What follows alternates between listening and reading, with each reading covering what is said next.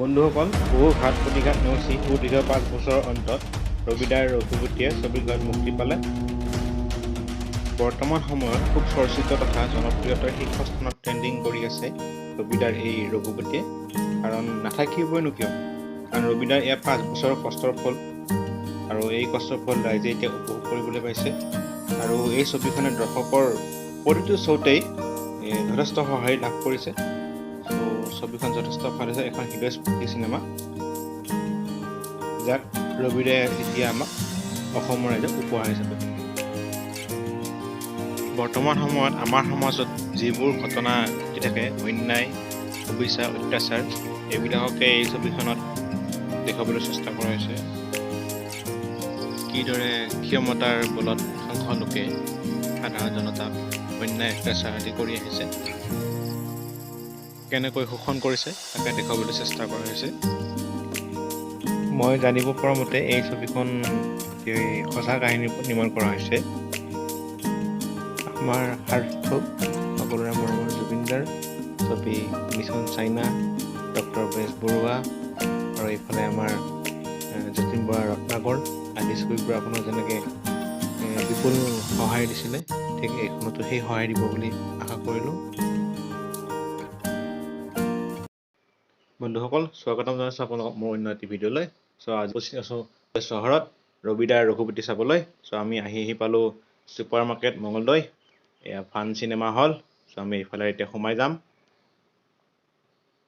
এয়া চিনেমাৰ বেনাৰ লাগি আছে তলত, এয়া ফান চিনেমা হল। ব'লক ভিতৰলৈ।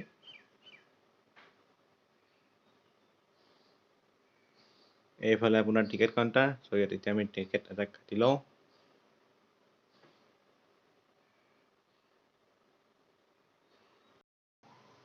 এয়া আমাৰ টিকেট কটা হৈ গ'ল। এতিয়া আমি ওপৰলৈ যাম। ব'লক। মানুহবোৰ প্ৰায় ভিতৰত সোমোৱা হৈয়ে গৈছে। আচলতে আহোঁতে আমাৰ অলপ দেৰি হৈ গ'ল। আৰু এই ছবিখনৰ ওপৰত ক'বলৈ গ'লে, এইখন আচলতে খুবেই ভাল ছবি উপহাৰ দিলে ৰবিদাই অসমৰ ৰাইজক। এখন সম্পূৰ্ণ সামাজিক ধৰ্মী ছবি। আপোনালোক সকলো আহিব পাৰে। এখন সুন্দৰ ছবি হৈছে। আপোনালোক আহক, ছবিখন চাই খুব ভাল পাব। আৰু ৰবিদাকো বহুত বহুত ধন্যবাদ জনাইছোঁ অসমৰ ৰাইজক এনে এখন ছবি উপহাৰ দিয়াৰ বাবে।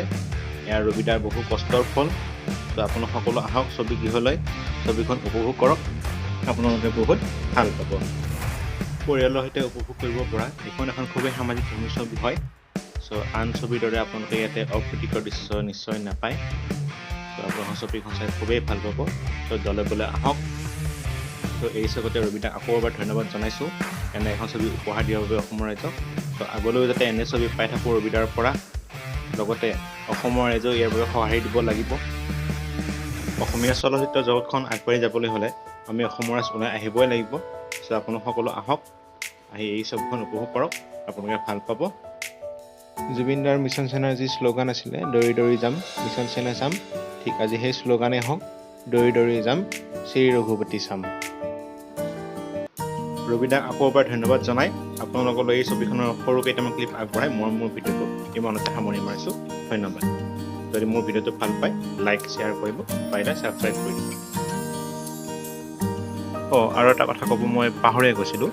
এই ছবিখনত অভিনীত এজন জনপ্ৰিয় অভিনেতা, আচলতে সকলোৱে চিনি পায় তেখেতক। ধাৰাবাহিক টিভি চিৰিয়েল বেহৰবাৰী আউটপোষ্টত অভিনীত আমাৰ সকলোৰে মৰমৰ খেকেদা, তেখেতে বেষ্ট এক্টৰ এৱাৰ্ড পাবলৈ সক্ষম হৈছে। তেখেতকো এই চেগতে আমাৰ ফালৰ পৰা অভিনন্দন।